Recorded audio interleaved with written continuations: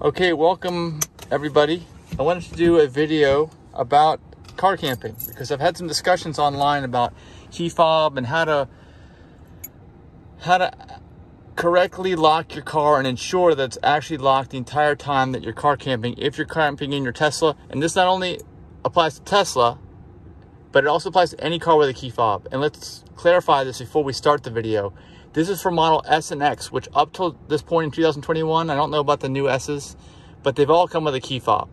So this is an issue with anybody that uses a key fob. Model 3 and Y, I think, don't come with the key fob, but I think it might be optional. So in most cases, it's not going to apply to 3 and Y. But if you're trying to car camp in your older car, like we have a Lexus, where it has proximity sensors in the key fob, so that when you approach the door, it automatically unlocks when you touch it, that type of thing, you need to use the same procedure. And you're going to have the same possible pitfall that I found over time. And the reason I'm making this specifically is because I've made videos in the past, but it didn't address like an anomaly that tends to happen with the car key, with the fob, okay? And let me explain, first of all, let's start with how I noticed that this is an anomaly, and I know that it is for sure. The reason why I know is because when I have this key fob, and I've done this a number of times, it's not just once or twice, it's more than a few, and it's made me change my whole procedure about leaving the car. If I'm in a secure area and I'm just going to keep going back and forth into the car, you never want to leave both your key fob and your phone in the car.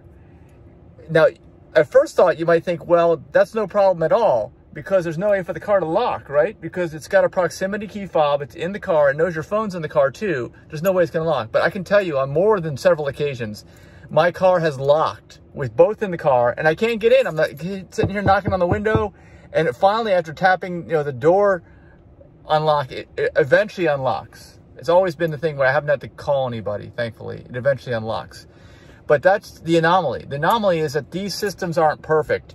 And every once in a while, even though it's got a proximity sensor in it, it's going to lose track of that sensor and it's going to create a problem. So that's the problem if you might get locked out of your car.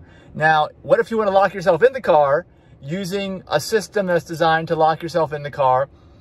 What if that goes wrong? That's what this video is about. Let me flip the camera around.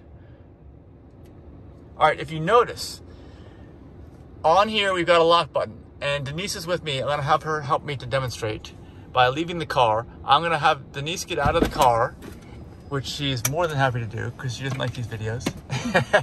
And I'm going to have the key in the car, and and I will shut the door. I will lock this. When I tap it, I'll give her the thumbs up, and then we'll see if Denise can get in the car. All right? So we'll see if this feature works properly. This feature is designed to lock yourself in the car when the key fob is in the car. So let's lock the door, shut the door, and then tap that. See the little right here? We're gonna tap that. So like if an intruder's coming by, can they get in the car? Let's see. Can she get in the car? No. See, intruders cannot break in the car. Cannot get in the car. So that's working. It works, all right, as it's designed. Let me unlock the car. Now try it again. All right, unlock. When I hit that button, so if there's an intruder or a bad person out there, they can't get in. That's all fine and good unless it actually malfunctions, because just like I described before, it happens that the car will lose track of the key fob with the location sensor, and if it does, then it thinks. See, it'll only let you do this if the key fob is actually in the car. If the key fob is not in the car, it won't let you lock it from inside because it doesn't want you to do that. It doesn't want you to get in. I don't know. It would be a mistake, I guess, for the way it's programmed. So if it forgets it's in the car, like while you're sleeping in your car for hours and hours at night, car camping, and then eventually it comes back, it'll think that the key fob is returned to the car suddenly, and it'll unlock the car. So what you thought was the car that was locked is going to not be unlocked. Now, this doesn't happen that often, just like I don't... Huh? Not be locked. Right. So you may not know. You won't know when this happens because you'll be asleep during this time when it happens. And it won't happen that often, but it will happen enough to where it's going to be a problem, and I would not recommend you use this method, especially if you're in an area where you don't want anyone getting in your car, which is true most of the time. Otherwise, like we've learned, when you're sleeping, you will be like in an uncomfortable position all night because you'll be afraid someone's going to get in the car.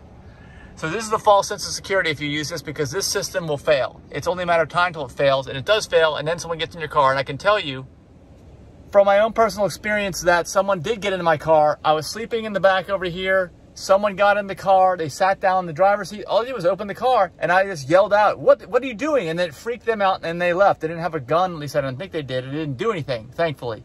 But I'm just telling you from personal experience, this has happened to me. Just like it's happened that I've been locked out of my car. I thought I locked myself in the car, and it didn't work. So don't get yourself stuck in a situation. So how do you deal with this? Let me quickly explain this, and I've got videos on this too. Let me flip the camera back around.